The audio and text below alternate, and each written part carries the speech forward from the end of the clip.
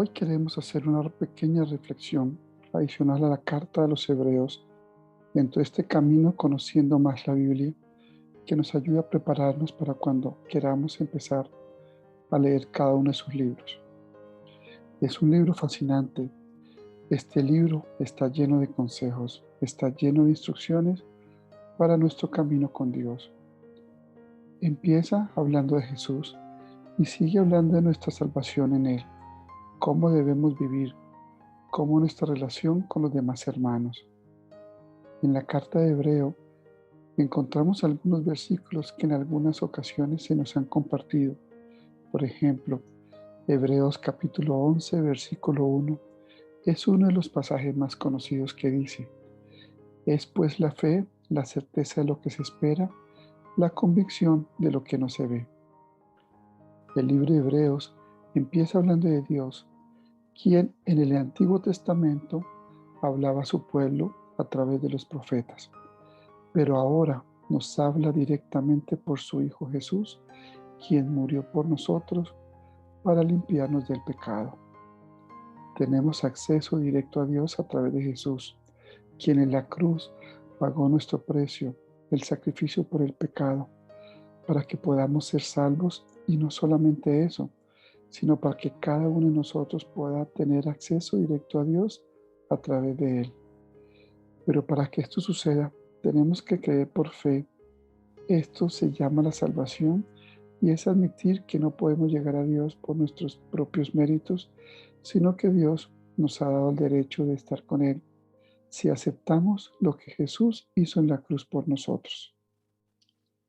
Ahora, si leemos Hebreos capítulo 10, versículo 16, encontramos: este es el pacto que haré con ellos después de aquellos días, dice el Señor. Pondré mis leyes en sus corazones y en sus mentes las escribiré. Aquí está hablando de un pacto hecho con nosotros a través de la muerte de Jesús en la cruz. Y no solamente eso, ha puesto sus leyes en nuestros corazones porque Él nos ama. Él ha reafirmado el pacto con nosotros a través de su Hijo Jesucristo. ¿Y qué espera Dios de nosotros? Espera que nos apartemos del mal. Espera que tú y yo nos acerquemos al trono de gracia, que tengamos una relación íntima, personal con Dios.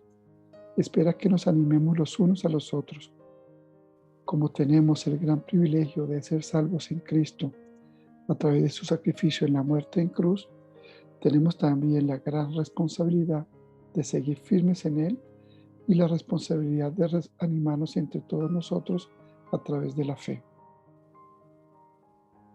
Ahora remitámonos al capítulo 5, versículo 1 de Hebreos, que nos dice: porque todo sumo sacerdote es tomado entre los hombres y está puesto en favor de los hombres en lo que se refiere a Dios para ofrecer dones y sacrificios por los pecados. La carta de Hebreos nos invita a tener tres actitudes. La primera, agradecerle al Señor por haberse quedado con nosotros, y de modo especial agradecerle por los sacerdotes, que son ese puente entre Dios y nosotros. Como una segunda actitud, también nos invita a rezar por ellos.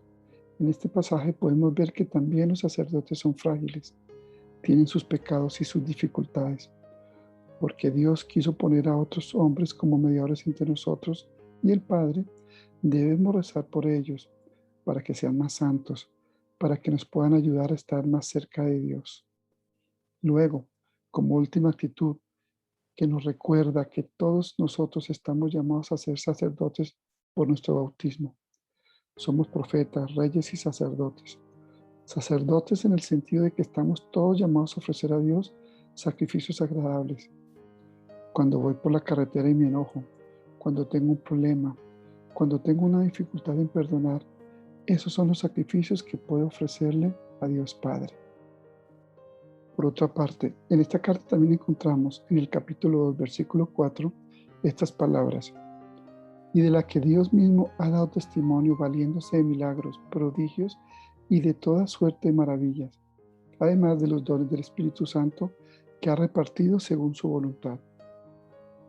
Si tuviéramos que hacer un resumen del libro de Hebreos, ¿cuál sería el resumen que darías tú a esta carta? El libro de Hebreos está dirigido a tres grupos de personas: los creyentes en Cristo, los no creyentes que tenían conocimiento de una aceptación intelectual de los hechos de Cristo y los no creyentes que fueron atraídos a Cristo, pero que en última instancia lo rechazaron. Porque no sé tú, pero yo muchas veces me quedo en el versículo bonito y me olvido del resto.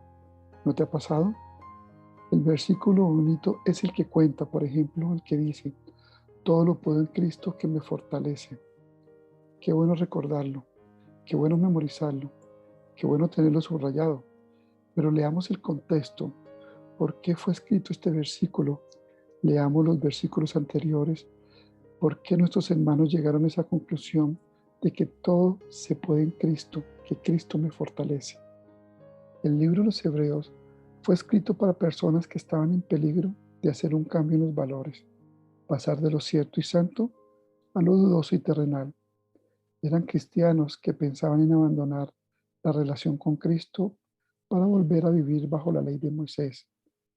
En la carta a los Hebreos, el autor no se identificó con su nombre, pero puede decirse que tenía un fuerte conocimiento del Antiguo Testamento. Muchos estudiosos creen que fue Pablo, pero otros argumentan que su autor no era ninguno de los apóstoles. Lo máximo que podemos llegar a concluir con absoluta seguridad es que el autor era brillante, porque la carta a los Hebreos es portadora de una de las más enseñanzas profundas y sólidas de la Biblia.